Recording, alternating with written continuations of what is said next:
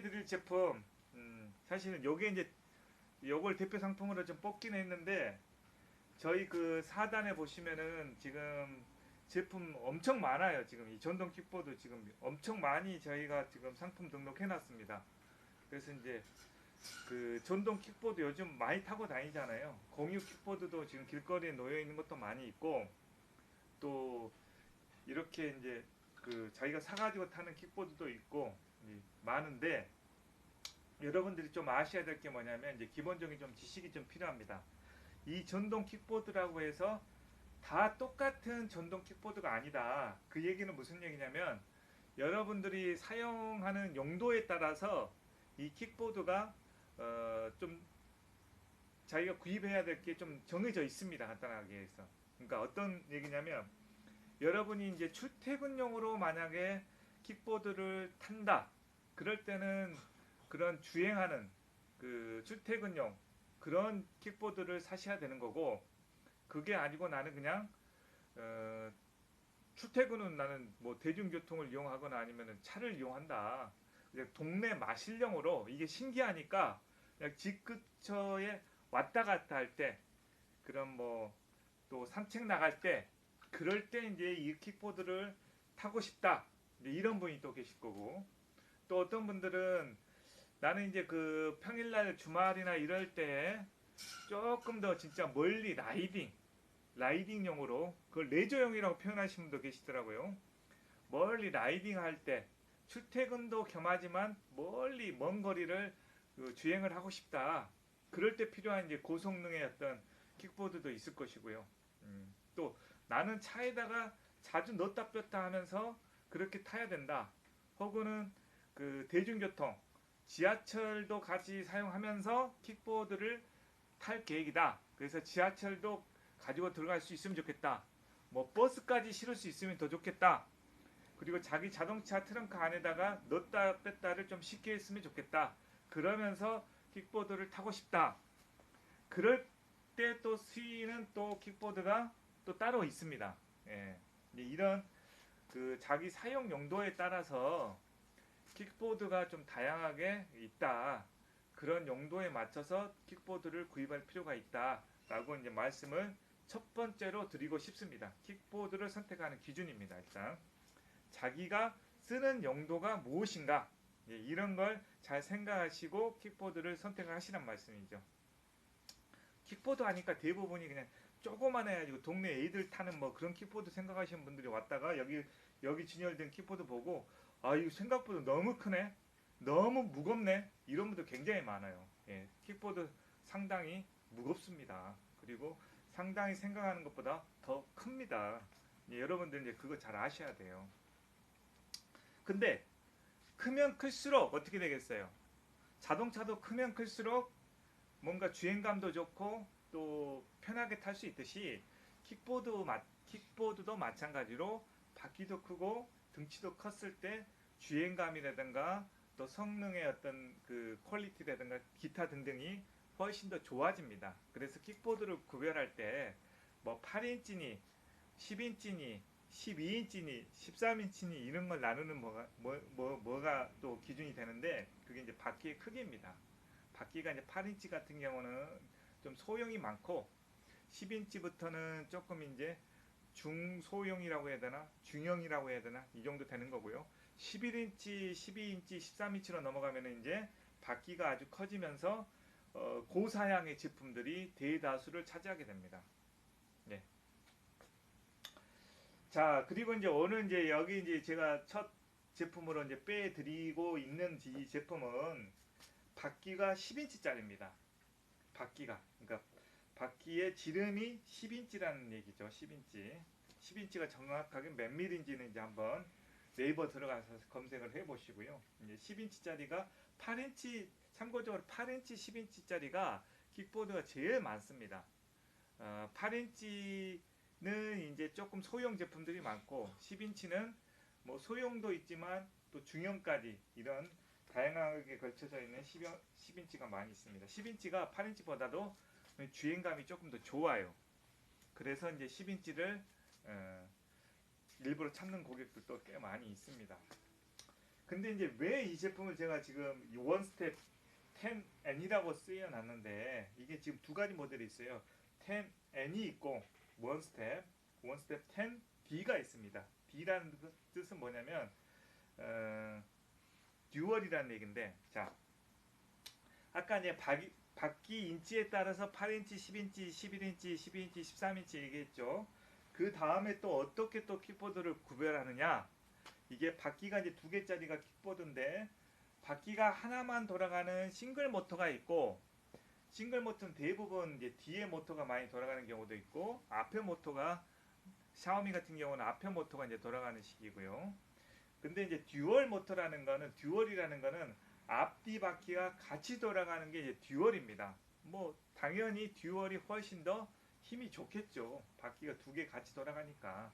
자동차도 뭐 바퀴가 두 개만 돌아가는 이제 전륜이나 후륜 쪽 제품 같은 경우는 일반적인 승용차인데 사륜 구동이라고 그러지 않습니까? 사륜 구동은 바퀴가 네 개가 다 돌아간다는 얘기예요. 그런 건 이제 지프차 어디 오프로드를 달릴 때 이럴 때 이제 사륜 구동을 쓰는 것처럼 이 킥보드도 이 싱글만 있는 제품보다는 듀얼 제품이 언덕길 이런 데서 힘있게 올라가기 때문에 나는 이제 다니는 곳이 이렇게 언덕배기가 많다. 그럴 경우는 이제 듀얼을 찾는 고객들도 계시죠. 예.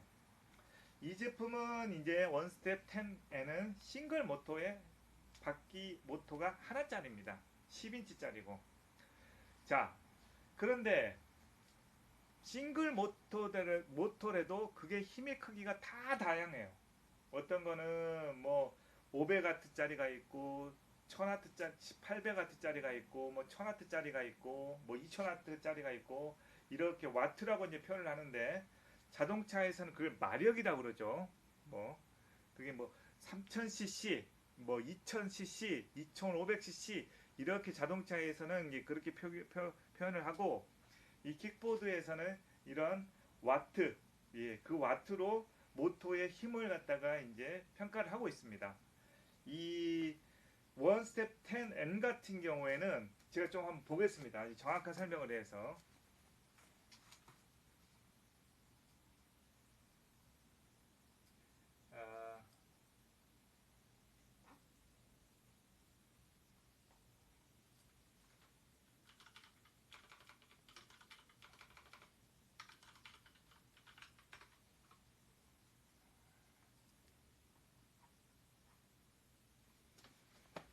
아, 이게 이제 설명이 이제 나와 있네요.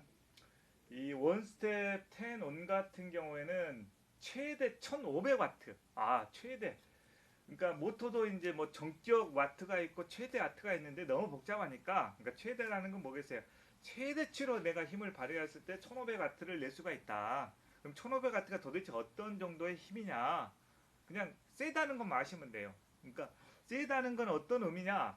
여러분들이 어떤 뭐 산골짜기에서 살지 않는 한은 웬만한 언덕길은 다 올라갈 수가 있다. 싱글 모터이지만 이제 그렇게 생각하시면 돼요. 간편하게 생각하시면. 그러니까 못 올라갈 도로에서 도시에서 사는데 언덕배기 아주 이제 도시에서도 이제 언덕백이 있는 그런 이제 그 산빌타를 그 도로로 만들었는데 빼놓고는 웬만한 언덕 정도는 다 올라갈 수 있는 힘을 가지고 있다. 이제 이렇게 말씀을 이해하시면 될 것 같습니다. 자, 배터리는 이제 48V에 10A. 그러니까 여러분도 이제 그 킥보드를 이제 보시면 이제 대충의 이제 그 몇 가지를 아시면 이제 제품 성능 파악이가 아주 좋은데, 아까 이제 처음 얘기했듯이 바퀴의 인치, 바퀴가 크면 클수록 주행감이 좋아진다. 바퀴가 작아지면 작아질수록 소형화돼서 그 휴대하기가 좋다. 이렇게 생각하시면 될 것 같고, 모터의 와트가 높으면 높을수록 힘이 좋다. 이렇게 보시면 될 것 같고, 또 하나가 이제 배터리가 있어요. 이제 배터리가 36V냐, 또 48V냐, 52V냐, 62V냐, 80V냐, 뭐 이런 식으로 쩍쩍쩍 올라갑니다. 당연히 이것도 높으면 높을수록 고 성능을 발휘하는 배터리가 되겠죠. 예. 그 볼트수가 높으면 나와. 저가형 입문자형 같은 경우는 36V짜리가 많습니다. 24V짜리도 처음에 나왔었는데 요즘에는 24V짜리를 거의 찾기가 힘들고 저가형 한 30, 40만 원대의 제품들은 거의다가 36V짜리라고 보시면 돼요. 예. 그 다음 단계로 넘어가는 게 이제 48V가 됩니다. 이거는 48V짜리입니다. 48V에 10A입니다. 이게 이제 암페어라는 건 배터리의 용량이에요. 암페어. 이게 이제 10A가 있고 뭐 12A가 있고 8A가 있고 뭐 20A가 있고 뭐 60A가 있고 뭐 이런 식으로 이것도 간단해서 암페어가 크면 클수록 주행 거리가 늘어난다. 배터리가 용량이 크다는 얘기입니다. 그래서 10A 그럼 그 10A가 도대체 어떤 정도의 그 얼마나 탈 수 있느냐 이제 이렇게 이제 질문하시는 분들 많이 계시는데 1A당 한 3km 정도를 전후로 왔다 갔다 가신다 보시면 돼요. 3km를. 그러면 이건 10A니까 계산해 보시면 어떻겠습니까? 네, 30km. 10 곱하기 3 딱 하면은 그 주행 거리가 대충 나옵니다. 몇 시간 탈 수 있느냐 이렇게 물어보시는 계시는데 생각을 해보세요. 그 30km로 1시간 달리면은 끝난다는 얘기입니다. 예. 30km로 다녔을 때 30km 계속해서 달리면 1시간이면은 이거는 이제 배터리가 방전이 된다. 그 30km를 계속 탔을 때 1시간 탄다. 근데 30km를 계속 달릴 수 있느냐? 이런 현실적인 걸 생각을 해보셔야죠. 실질적으로 30km를 1시간 내내 달릴 수 있는 도로는 거의 없다고 보시면 됩니다. 예. 그렇기 때문에 1시간 이상은 더 탈 수가 있겠죠. 예. 자, 그러면 이제 제일 중요한 얘기들은 다 했습니다. 사실은 이건 바퀴는 10인치짜리고 배터리는 48V에 10A라서 한 30km 정도의 주행거리가 되고 모터는 후륜의 1500W의 모터의 힘으로 최대 출력 모터로 달릴 수가 있다. 그럼 최대 속도는 얼마가 나오느냐? 이제 이렇게 될 수가 있는데 자, 지금 전동 킥보드는 모든 것들이 법적으로 25km 제한이 걸려 있습니다. 그러니까 25km 제한이라는 거는 이제 법정 속도예요. 그래서 그거 이상을 달릴 수 있는 힘을 가지고는 있지만 25km로 제한이 되어 있다. 이렇게 이해하시면 될 것 같아요. 25km로. 그러니까 25km로 제한이 되어 있는데 그러면 나는 속도를 더 빠른 거를 원하는데 어떻게 그게 없느냐? 그렇다 그러면 이제 그런 것들은 이제 여러분들이 네이버나 이런 걸 통해서 이제 검색을 해 보셔야 돼요. 이걸 어떻게 속도를 늘릴 수 있는 방법이 있는지 늘릴 수 있는 방법은 있다라고 말씀을 드리고 싶어요. 그러니까 이제 이거의 힘은 25km 이상을 충분히 30km 거의 40km 정도 35km 정도 40km까지도 나갈 수 있는 힘은 가지고 있으나 25km로 지금 제한을 걸어놨다. 그 제한을 풀 수는 있다. 이렇게까지 이제 설명을 좀 해드리고 싶어요. 예. 자, 그리고 지금 이거는 왜 지금 이 제품을 내가 추천을 해드렸냐? 그러면 이제 이 제품이 좋아요, 깔끔해요. 예. 지금 여러분이 이제 조금 더 좀 세세하게 보시기 위해서 이제 뭐 좀 설명을 해드릴 것 같으면 일단은 여기에 이제 이렇게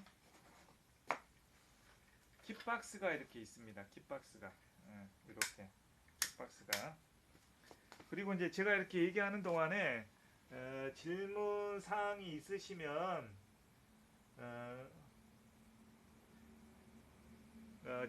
오늘 이제 처음 전동 킥보드를 타보고 사고 싶었는데 중딩들이 타기에 어떤 게 좋은가요? 중딩들이 타기 좋은 킥보드다. 중등들이 타기 좋은 킥보드다. 중학생이 타기 좋을 만한 킥보드다. 이걸 어떻게 설명을 해드려야 되나?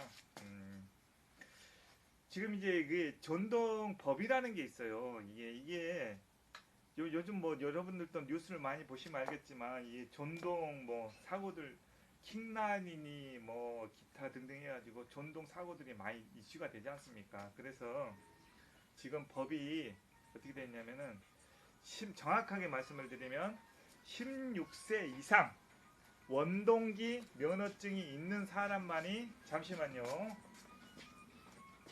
요걸 가져가서 전화를 받아주시고요.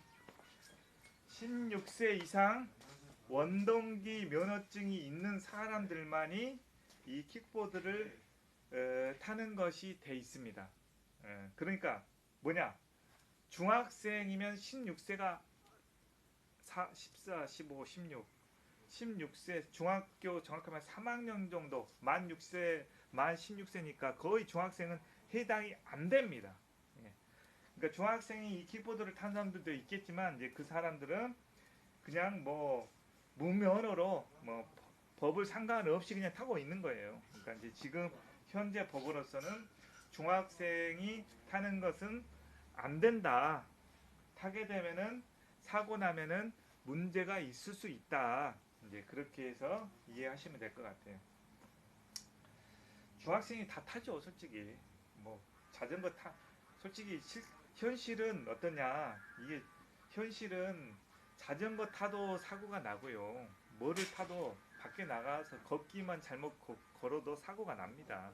전동 킥보드라서 위험한 게 아니고 그거를 이제 운영하는 사람이 제대로 그 관리하고 운전을 못하면 사고가 나는 거잖아요. 근데 애들이면 애들일수록 그런 부분이 이제 조금 주의성이 떨어지다 보니 그게 이제 법적으로 16세 이상이 탈 수 있게끔 법으로 정한 거예요. 그러니까 그런 사고 때문에 그렇다라는 거를 좀 이해를 해주시면 좋을 것 같고.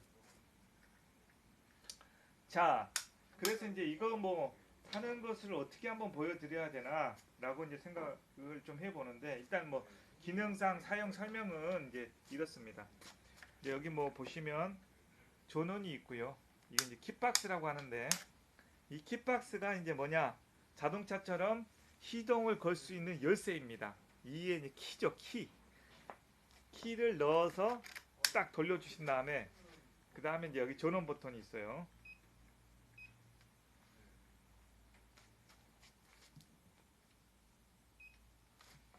이제 보이시나요? 전원을 눌러주시면 이런 식으로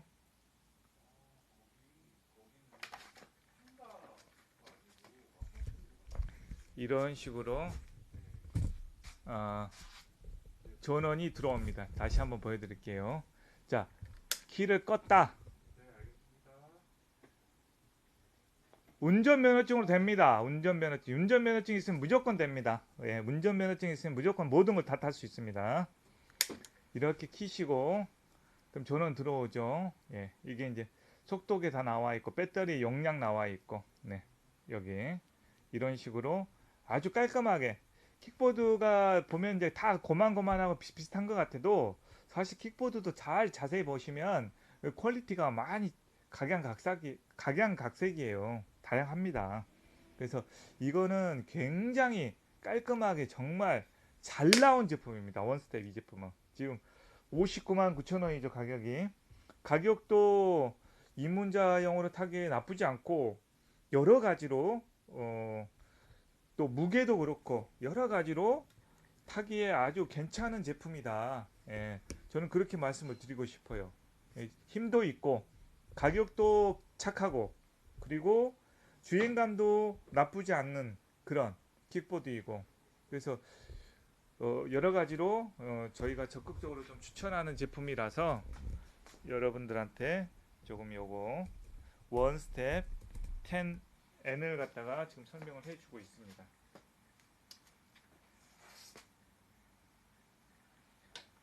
자, 킥보드를 이제 타는데 이제 한 가지 조금 이제 여러분들한테 이건 이제 뭐 이제 접는 방법. 그러니까 킥보드는 또 이제 장점이 뭐냐? 일단은 이게 휴대성이 일단 기본으로 들어가는 거잖아요. 자동차하고는 다르게. 집에다도 놓을 수도 있고 보관할 수도 있고 그리고 트렁크에다도 실을 수 있고, 마찬가지로 이것도 접을 수가 있습니다. 킥보드는 거의 99%가 다 접을 수가 있어요. 자, 접는 방법은 뭐 각양 제품별로 조금씩 차이가 있지만 접었을 때는 이제 어떤 느낌인지, 이거는 이런 느낌이다. 이렇게. 그래서 요것이 이렇게 걸리게 돼 있는 거구나. 이렇게 이게 왜 있나 했네. 자, 그래서 이렇게 딱 들어서 이렇게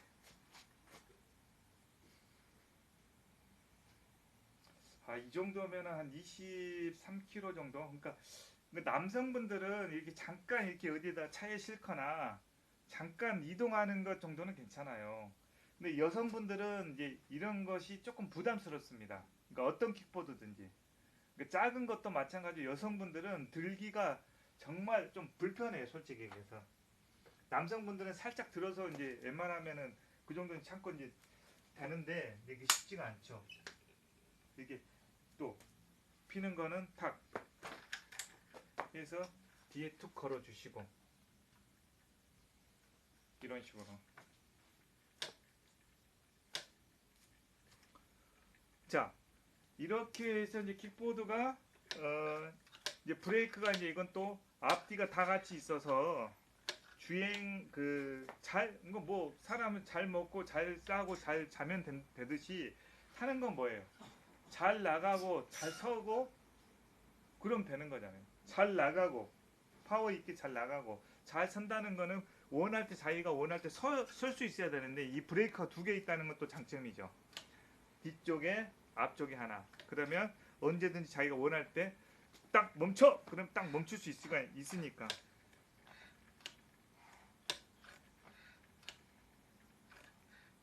자, 이제 이것도 이제 브레이크가 보시면 이제 이런 여러분 처음 사셨을 때 이제 아셔야 될 게 뭐냐면 이렇게 테스트하는 방법이 있는데 자, 이거를 지금 제가 이제 살짝 보니까 앞 브레이크 잡았는데도 이렇게 살짝 돌아가요. 이러면 이제 브레이크가 완전하지가 않은 겁니다. 그러니까 이거는 이제 여러분들은 이런 걸 사시면 자가 경비를 좀 하실 줄 아셔야 되는데 자, 다시 한번 보여드릴게요. 앞에 뒷 브레이크는 잡았을 때 쫙 잡으면 이렇게 해서 이게 바퀴가 돌아가지 않고 질질 끌리는데 반면에 이 앞브레이크를 잡고 이걸 쭉 하면은 여기가 그냥 돌아가면서 굴러가요. 그러면 이게 지금 앞브레이크가 제대로 안 박혀 있다는 얘기예요. 그러면 이제 이런 거는 간단해요, 사실은. 요것만 살짝 여기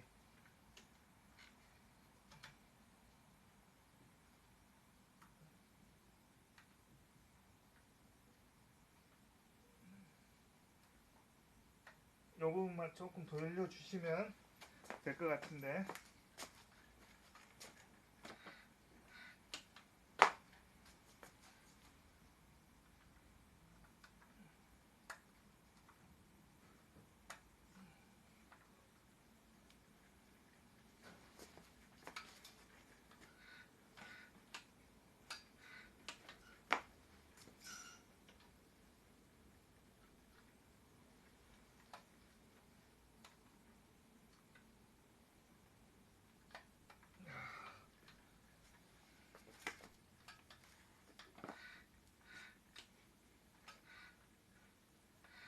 아까보다는 좀 많이 나아졌습니다. 이게 뒷브레이크가, 그러니까 브레이크 잡는 방법도 뒤에를 먼저 잡으시고 뒷브레이크부터 잡아주시고 이게 브레이크가 두 개 있을 때는 그 다음에 앞브레이크를 잡아주셔야 되는 거예요. 이거를 어떤 분들은 앞브레이크부터 잡는 분들이 계세요. 그럼 여기가 나중에 되면 충격받아서 이 부분이 덜렁덜렁해집니다. 예.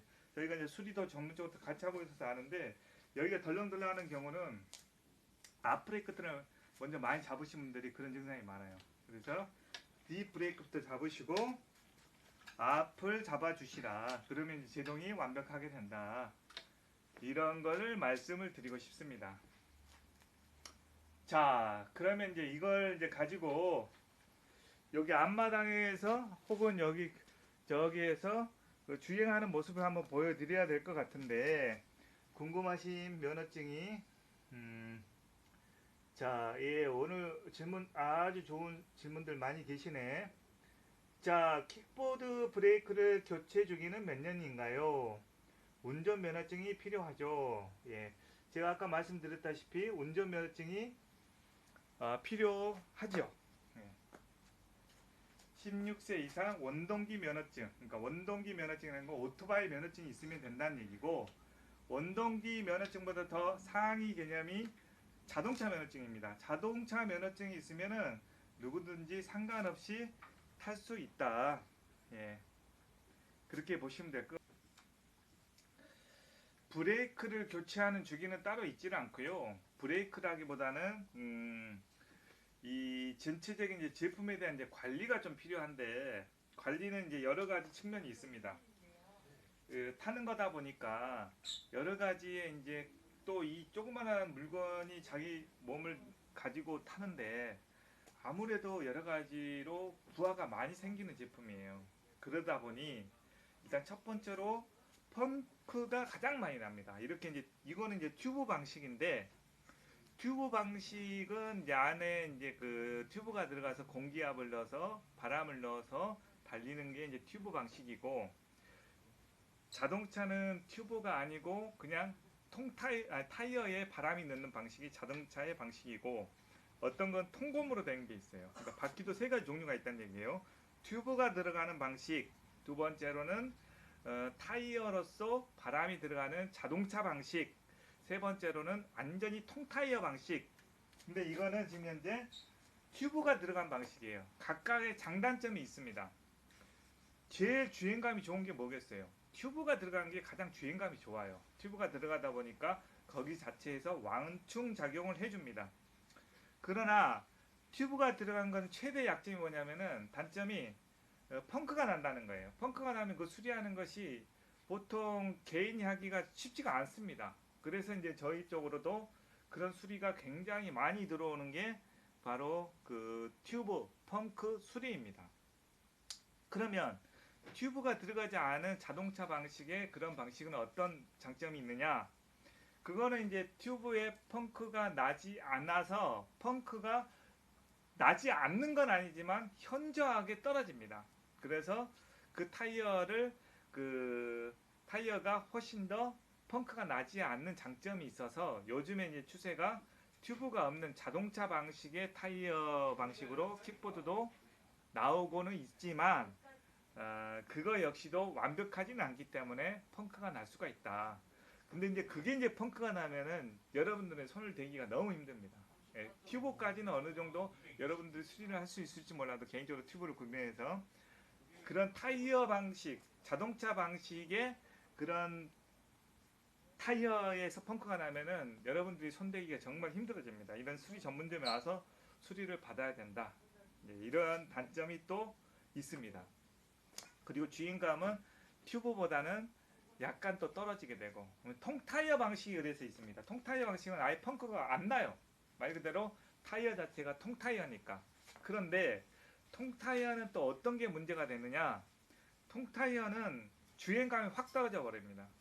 통타이어다 보니까 말 그대로 고무 덩어리로 돌아가다 보니까 그런 부분이 주행감이 확 떨어져서, 그렇다고 해서 완전히 떨어지는 건 아니에요. 왜냐면 이제 그게 그러니까 서스펜션이 그 어떤 그 스프링 작용, 완충 작용으로 어느 정도 이제 보완을 해주는 그 부분이 있다 그러면 통타이어라도 괜찮다. 근데 그런 부분이 이제 궁합이 잘 맞아져야만이 주행감도 좋고, 결과적으로 서스펜션, 그 스프링의 완충 작용, 또 타이어 자체의 어떤 그 특징에 따라서 그 주행에 안정감을 줄 수 있는 그런 그 설정이 여러 가지로 나타날 수가 있다. 그러니까 여러분들도 구매를 하시기 전에 그런 특징들을 좀 파악하실 필요는 있다. 나는 이제 주행감이 좀 중요하다. 이런 거 같은 경우는 어찌됐든 아까 말한 대로 바퀴가 크면서도 서스펜션, 좀 완충 작용이 많이 돼 있고, 또 타이어 방식의 그런 제품이 최고의 주행감을 주겠죠. 그러나 타이어 방식은 언제든지 이제 펑크가 날 수 있기 때문에 이제 그런 부분에 대한 또 부분도 감안을 좀 하셔야 되는 부분이고, 어찌됐든 간에 원스텝 10에는 튜브가 들어가는 방식이기 때문에 펑크는 날 수는 있다. 그때서 뭐 꼭 펑크가 나는 건 아니에요. 여러분들이 조심해서 잘 타시면 펑크 안 납니다. 뭐 몇 년을 타도 안 날 수도 있어요. 그러나 펑크가 날 가능성은 아까 말한 다른 제품보다는 훨씬 더 있다. 예, 이렇게 말씀을 드리고 싶고, 또 이제 킥보드의 이제 여러 가지 특징 중에 하나가 이제 관리를 해야 될 부분이 이제 바퀴에 대한 부분이 있고, 또 브레이크에 대한 부분은 아까 말했는데 브레이크도 이제 이게 패드가 들어가요. 브레이크 이제 잡아주는 이게 딱 브레이크 방식도 여러 가지가 있거든요. 근데 그 패드가 닳아집니다. 닳아지면 아까 말한 대로 질문하신 것처럼 언제 주기로 갈아줘야 되느냐? 그건 정답이 없죠. 여러분들 계속 많이 타시고 브레이크를 계속 열심히 잘 잡으시면 뭐 몇 달 있다가도 브레이크를 가르셔야 되는 거고, 자주 타지도 않고 브레이크를 잘 안 타고 나는 그냥 편안하게 다니는 그런 스타일이다. 그런 브레이크를 뭐 몇 년, 뭐 여기 폐차라고 해야 되나? 버릴 때까지도 킥보 그 패드 안 가시는 분도 계시고, 그러니까 그거는 여러분들의 주행의 그 특징 그리고 기간 이런 거에 대해 달려져 있다. 그러나 그건 소모품이다. 그런 그 브레이크에 대한 패드는 갈 수가 있다. 패드뿐만 아니고 전체적으로 브레이크의 어떤 방향성이라든가 기타가 틀어지면은 브레이크가 안 잡힐 수가 있어요. 패드가 달아져도 브레이크가 잡히지가 않고, 또 방향성이라든가 나사가 풀려도 브레이크가 먹히지 않을 수가 있으니 그런 부분들도 여러분은 감안을 하셔야 될 점검 부분 중에 하나다. 그리고 점검하는 방법은 브레이크를 잡아보시고 이걸 한번 쭉 끌어보시라. 그러면 이제 이게 밀리면은 이게 브레이크가 안 잡히는 거고, 딱 잡았는데 바퀴가 질질질 끌리면서 가면은 이거는 이제 그 타이어가 브레이크가 잘 잡히고 있는 것이고, 예, 그렇게 이제 테스트를 한번 해볼 수가 있고요. 또 이제 여러 가지 특징 중에 아까 말한 대로 이게 타실 때 가장 이제 중요한 것 중에 하나가 뭐냐면 이제 이게 기체에 무리가 안 가야 되는데 무리가 가면은 어찌됐든 기체는 손상이 되는 거잖아요. 그래서 이제 그 기체에 손상을 안 주게끔 하려 그러면 기본적으로 하나만 딱 아시면 돼요. 여러분들이 그 스케이트 보드 타시잖아요. 겨울철에 보드를 안 타시면 되겠지만, 자 이게 킥보드예요. 보드 말 그대로 킥보드라는 거 말 그대로 이게 대가 없다고 쳐보세요. 이거 두 발로 이 보드만 바퀴 두 개만 있고 보드를 탄다 하시면은 어떻게 되겠어요? 이렇게 딱 타서 이 자세로 이렇게 타겠죠. 그죠? 그런데 이거를 어떤 분들이 타놓고 온 몸에 힘을 갖다가 여기다 이 핸들에다 다 힘을 주신 분이 계세요. 여기다 꽉 이렇게. 그러면 여기에 봉에 무리가 가죠. 무리가 가면 이 상체에 전부 다 영향이 가게 된다는 겁니다. 그러면 그것은 여러분들이 이제 곧 얼마 안 가서 여기가 덜렁거린다거나 여기가 어디가 또 삐거덕거린다거나 그런 증상이 나타날 수밖에 없어요. 그래서 이거는 이제 뒤에다가 이렇게 딱 타시면서 두 발로만 타시고 이건 손을 탁 가볍게 딱 얹어 놓는다, 이런 느낌으로 타시면 돼요. 이해가 되신가? 이거를 딱 올려놓고 발에다 딱 힘 주시고 손을 살짝 얹어놓고 브레이크에다 얹어놓고 여기에다 힘이 안 들어가게끔 그렇게 타시면은 여기에 기체에 영향이 없다. 아주 그리고 주행도 잘 부드럽게 할 수가 있다. 이제 이걸 말씀을 좀 드리고 싶습니다. 그래서 이 기체를 타는 방법은 뭐 한 발은 뒤에, 뭐 처음 타시는 분이 제일 실수하는 것 중에 하나가 이제 뭐냐면은 이걸 발을 갖다 딱 가운데다 올려놔봐요. 발판에. 그럼 한 발은 또 어디로 가라고. 그러니까 한 발을 뒤에다 딱 하나 놓으시고 그리고 나머지 발을 딱 위로 올라가면서 딱 타는 겁니다. 물론 이제 이게 지금 내가 타지를 않고 여기서 서서 타려니까 지금 주행이 안 잡히는데, 이렇게 한 발은 어찌됐든 간 뒤쪽에 또 한 발은 앞쪽에 이렇게 놓으시고 이런 모습으로 타시면 이제 되는 겁니다. 자, 그래서 또 어떤 부분들, 지금 킥보드는 지금 이제 서울에 사시는 분들은 이제 아주 좋은 게 뭐냐면 이걸 타고 한강에 나갈 수가 있어요. 얼마 전까지도 한강을 못 나갔습니다.